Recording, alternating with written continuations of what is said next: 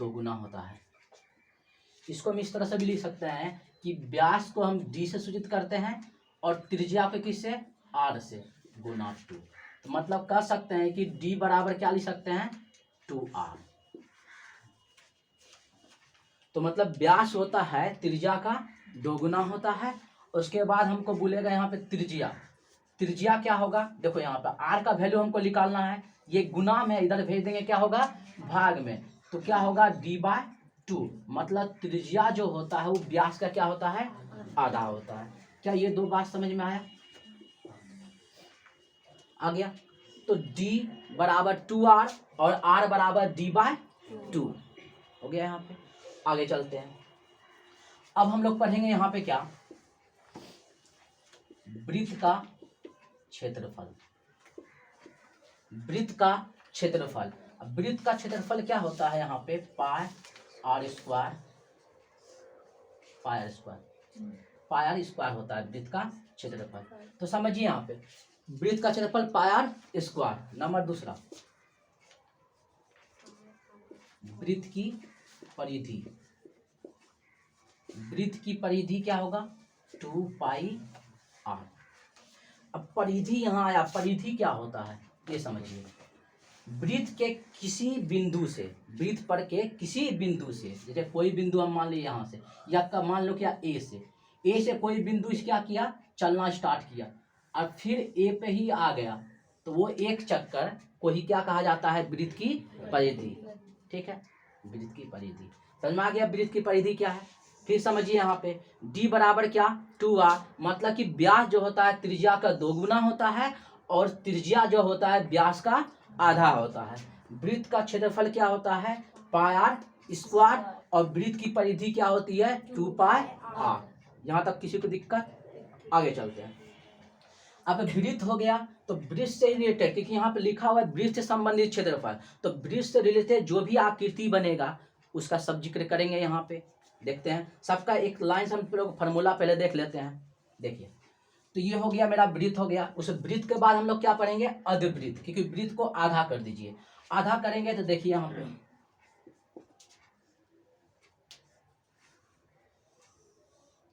ये आपका क्या है, अर्धवृत्त।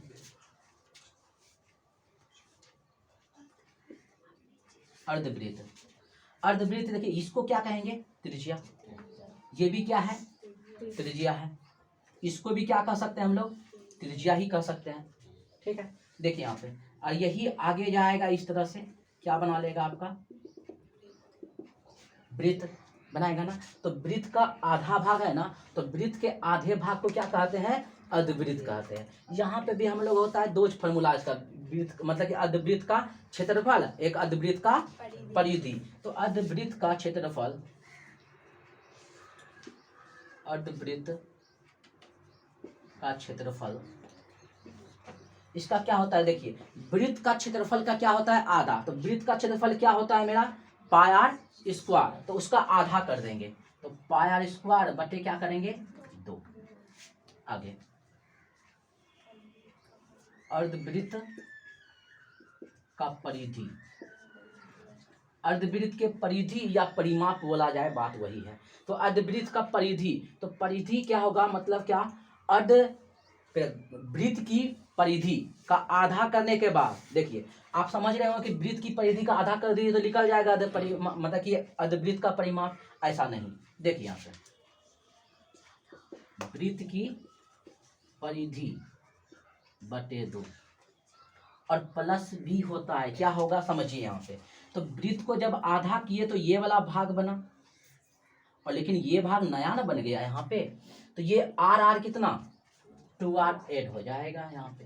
तो वृत्त की परिधि, परिधि क्या होता है आपको पता है कि पूरा चक्कर, पूरा साइड जो होता है उसका एक चक्कर लगाना होता है। तो इसका यहाँ से हम स्टार्ट करिए, ए बिंदु से स्टार्ट करें तो ए बिंदु पर यह आएगा, तभी ना उसका परिधि होता है, इस तरह से आएगा। तो ये त्रिज्या को भी तो पार करके आएगा ना, तो यहाँ क्या हो जाएगा, आर कितना, 2r। तो वृत्त की परिधि का आधा, तो वृत्त की परिधि क्या होता है, 2πr बटे क्या कर देंगे, 2, और प्लस क्या करेंगे, 2r।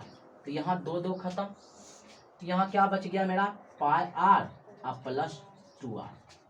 इसमें कुछ कॉमन आ रहा है, कॉमन ले सकते हैं यहाँ पे, आर कॉमन आ गया तो आर कॉमन ले लिए तो क्या बच गया यहाँ पे पाई प्लस 2। बस ये हो गया आपका। समझ में आया यहाँ तक? आगे चले, चलिए नोट भी करना है, करना है नोट, नोट करना है तो देखिए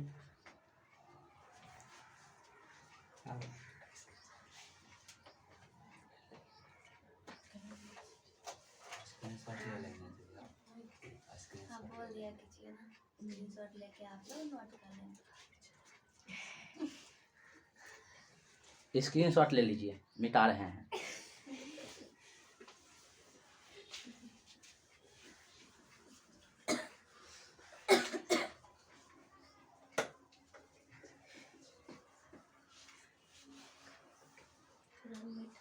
आगे चलते हैं, वृत्त पढ़ लिए, अर्धवृत्त पढ़ लिए, अब मेरा बचता है चतुर्थांश। अब चतुर्थांश कहते हैं किसे हैं, देखिए यहाँ पे ये आपका क्या है, वृत्त है। वृत्त के चौथे भाग को क्या कहेंगे, चतुर्थांश। चौथे भाग मतलब देखिए 4 भाग बना ना, तो इसी को क्या कहा जाता है, चतुर्थांश। तो इसका भी तो एरिया होता होगा, इसका भी तो परिमाप होता होगा, तो लिखा देते हैं। तो इसका एरिया, एरिया को ए से डिनोट करते हैं, एरिया इसका चतुर्थांश का क्या होता है समझिए। तो वृत्त के क्षेत्रफल का, ये वृत्त का चौथा भाग है, तो वृत्त का क्षेत्रफल का कितना भाग होता होगा, चौथा भाग, तभी ना उसको बोलेंगे चतुर्थांश का क्षेत्रफल। तो वृत्त का क्षेत्रफल क्या होता है, पाई आर स्क्वायर बटे, अब ये कितना 4 से भाग देंगे ना, क्योंकि अर्धवृत्त का क्षेत्रफल निकालने के लिए 2 से भाग दिए, क्योंकि वृत्त का आधा हुआ और यहाँ वृत्त का कितना भाग हुआ, 4 भाग हुआ, तो 4 से भाग लेंगे। तो ये क्या हो गया मेरा चतुर्थांश का क्षेत्रफल। अब चतुर्थांश का हम लोग क्या निकालेंगे, परिधि, परिधि मतलब या पेरीमीटर, पी या परिधि बोल सकते हैं चतुर्थांश का, ठीक है। तो इसका क्या होगा सुनिए, पहले तो क्या होगा, कह सकते हैं कि वृत्त की परिधि का कितना भाग, चौथा भाग।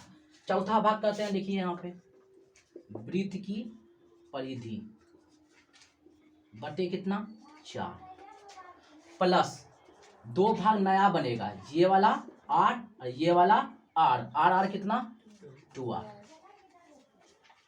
आगे देखते हैं, वृत्त की परिधि क्या होता है 2 पाई आर बटे 4 और प्लस 2r। इसको काट दीजिए 2 बार में, क्या बच गया यहाँ पे पाई आर बटे 2 प्लस 2r। यहाँ से आप कॉमन भी लिखा है, कह सकते हो, या इतना भी छोड़ सकते हैं हम, लेकिन यहाँ से कॉमन लेंगे तो क्या आएगा, आर आर के आर आर कॉमन आ जाएगा, यहाँ से आर निकल जाएगा बाहर, क्या बच गया यहाँ पे पाई बटे 2 और प्लस कितना, ये हो गया आपका, ये निकल गया आपका क्या चतुर्थांश की परिधि, ठीक है। तो आप वृत्त पढ़ लिए, अर्धवृत्त हो गया, चतुर्थांश हो गया, ठीक है। अब वृत्त का और कुछ भाग है, कुछ भाग मतलब क्या, उसका चाप बचा हुआ है, उसका चाप बचा हुआ है, उसका त्रिज्यखंड बचा हुआ है, उसका वृत्तखंड बचा हुआ है। अभी सबके बारे में जानेंगे, कोई दिक्कत यहाँ नहीं ना, चल आगे स्क्रीनशॉट ले लीजिएगा, ठीक है, मिटाते हैं।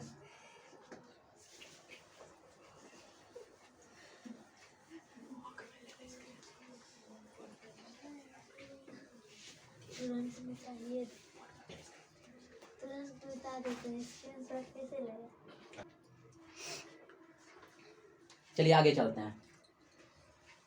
अब देखिए वृत्त का चाप देखेंगे, उसके बाद त्रिज्यखंड देखेंगे, उसके बाद वृत्तखंड देखेंगे। देखिए ये आपका वृत्त है, ये वृत्त का केंद्र है, यहाँ से यहाँ तक की दूरी देखिए, केंद्र में वृत्त के केंद्र से वृत्त पर की दूरी को, इसको क्या कहते हैं त्रिज्या, और यहाँ से भी यहाँ तक की दूरी को क्या कहेंगे त्रिज्या। और ये जो भाग जो ये बना है, ये इसी को कहा जाता है चाप। ये क्या बना है चाप, इसी चाप बोलते हैं। ये भाग ये क्या है आपका चाप। मतलब यहाँ से एक फॉर्मूला आपका लिख लेंगे, यहाँ पे क्या बनेगा पहले थीटा कोण, कितना कोण थीटा। तो हम लिख सकते हैं चाप की लंबाई, चाप की लंबाई बराबर फॉर्मूला होता है क्या, थीटा बटे 360 गुना 2 पाई आर। ये हो गया चाप की लंबाई का सूत्र हो गया। चाप के बाद देखिएगा यहाँ पे ये क्या बनता है, देखिए दो त्रिज्याओं के बीच घिरे क्षेत्र को, जो क्षेत्र घिरा हुआ है इसको बोला जाता है त्रिज्यखंड। ये क्या है आपका त्रिज्यखंड। यहाँ नाम दीजिए ओ ए बी।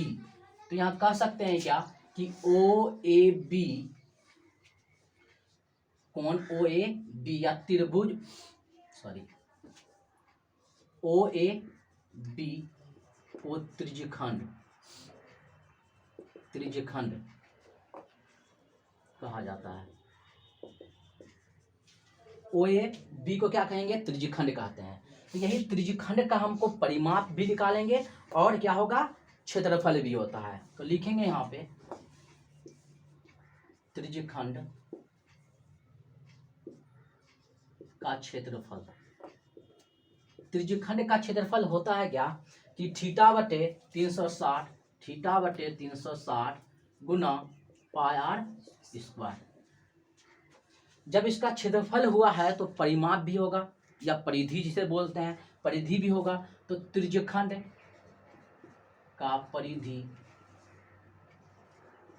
देखिए त्रिज्यखंड का परिधि कैसे निकलेगा, त्रिज्यखंड का मतलब परिधि का मतलब क्या हुआ, यही त्रिज्यखंड यही क्षेत्र घेरा है तो यहाँ से निकलेगा ये पूरा यहाँ तक की दूरी को ही क्या कहा जाएगा, मतलब ओ से लेकर ओ ए बी ओ, ये क्या होता है परिधि उसका। तो यहाँ तक की टोटल दूरी को ही क्या कहा जाता है, त्रिज्यखंड की परिधि। तो इसका हमको पूरा दूरी निकालना होगा, उसी वही हो जाता है परिधि। तो निकालने के लिए क्या करना होगा, देखिए इसका तो आप अभी दूरी निकाले हो, इसको क्या कहते हैं चाप। ये इस चाप की लंबाई में या चाप की दूरी में इस दोनों को जोड़ देंगे तो त्रिज्यखंड की परिधि नहीं निकलेगा क्या, निकलेगा ना। तो यहाँ पे क्या कर दे, थीटा बटे 360 अब गुना 2 पाई आर, ये हो गया चाप की लंबाई। अब प्लस क्या जोड़ देंगे आर क्या हो जाएगा मेरा 2r। यही हो गया क्या त्रिज्यखंड का परिधि, त्रिज्यखंड का परिधि। कोई दिक्कत यहाँ पे, आगे चले। और यहाँ पे देखिए ए बी को क्या कहते हैं, ये भी नोट कर लीजिए यहाँ पे ए बी चाप है, ए बी क्या है चाप है। हो गया, मिटा दें।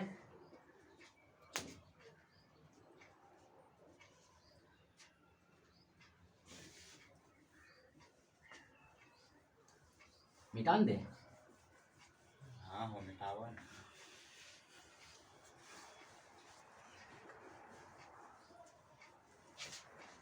चलिए वृत्त पढ़ लिए, अर्धवृत्त हो गया, चतुर्थांश पढ़ लिए, त्रिज्यखंड हो गया और चाप पढ़ लिए। बचा क्या वृत्तखंड, क्या बचा वृत्तखंड। अब वृत्तखंड क्या होता है देखिए यहाँ पे,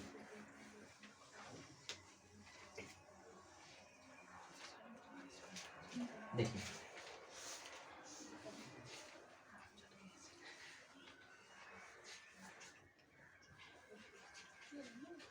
देखिए यहाँ पे ये वाला जो भाग बचा ना, ये वृत्तखंड है।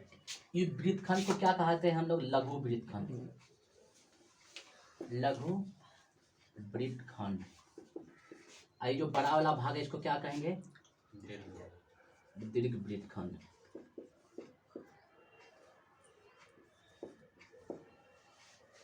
दीर्घ वृत्तखंड, ठीक है। देखिए यहाँ नाम दे देते हैं ओ ए सी बी। तो यहाँ पे लघु वृत्तखंड में क्या आएगा ए सी बी। और इसी में बताइए त्रिज्यखंड क्या हो सकता है, त्रिज्यखंड क्या होगा ओ ए सी बी, ओ ए सी बी ओ, ये क्या है त्रिज्यखंड, त्रिज्यखंड ये क्या है आपका त्रिज्यखंड है। लेकिन वृत्तखंड क्या होता है, वृत्तखंड ये है, ठीक है।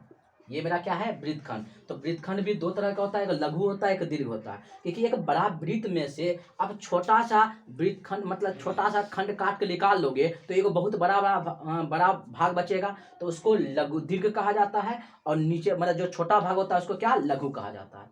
समझ गए यहाँ तक? आगे चलिए।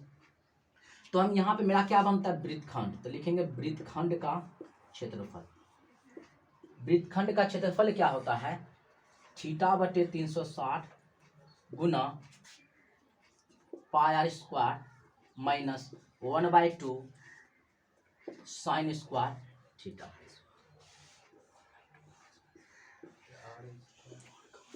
Sorry, r² sin theta, r² sin theta. मतलब कि वृत्तखंड का क्षेत्रफल होता है θ/360 गुना πr² minus 1/2 r² sin theta होता है। ठीक है, चलिए अब देखिए यहाँ पे हमको दीर्घ का निकालना हो तो क्या करेंगे, देखिए दीर्घ वृत्तखंड का क्षेत्रफल। तो लिखेंगे यहाँ पे वृत्त का क्षेत्रफल में से घटा देंगे लघु वृत्तखंड का क्षेत्रफल। बस यही है, ज़्यादा कुछ नहीं करना होगा। बुझे? चलिए मिटा दें, मिटा दें, आगे चलते हैं।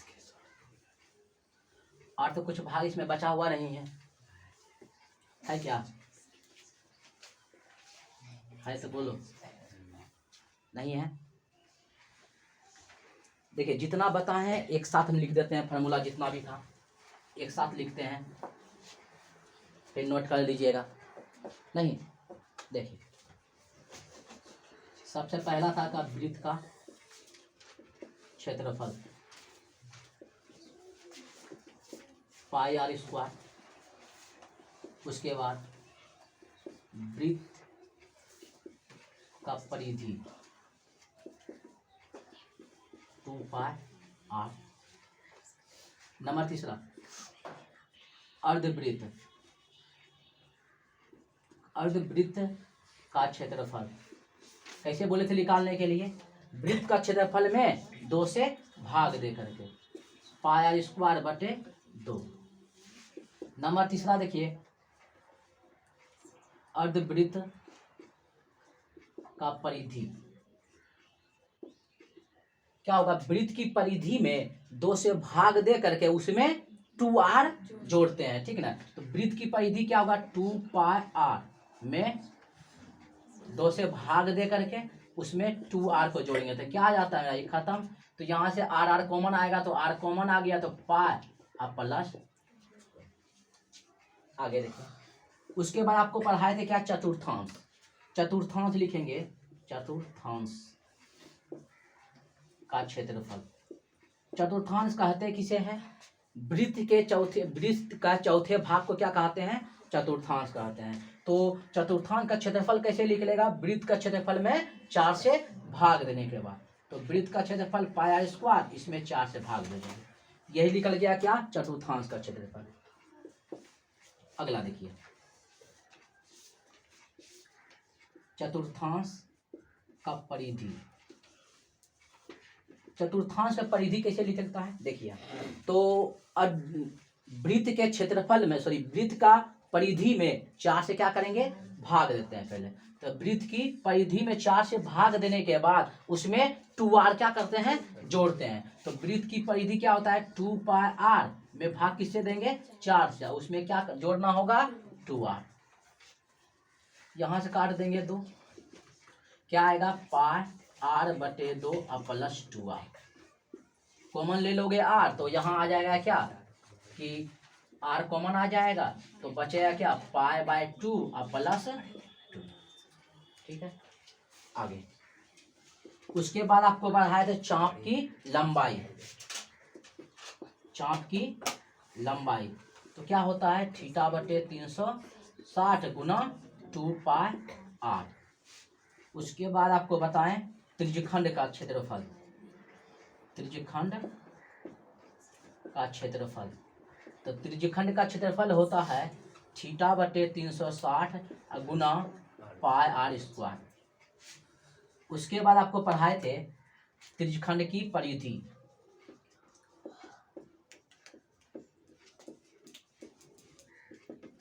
थीटा बटे 360 गुना 2 पाई आर प्लस 2r। कैसे बताए थे निकालने के लिए?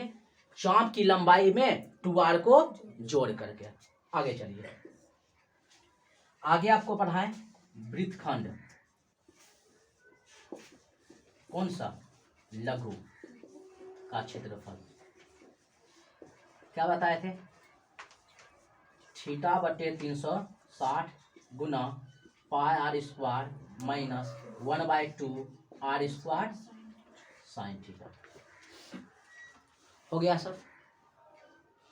देख लीजिए, एक साथ सबको नोट कर लीजिएगा, ठीक है।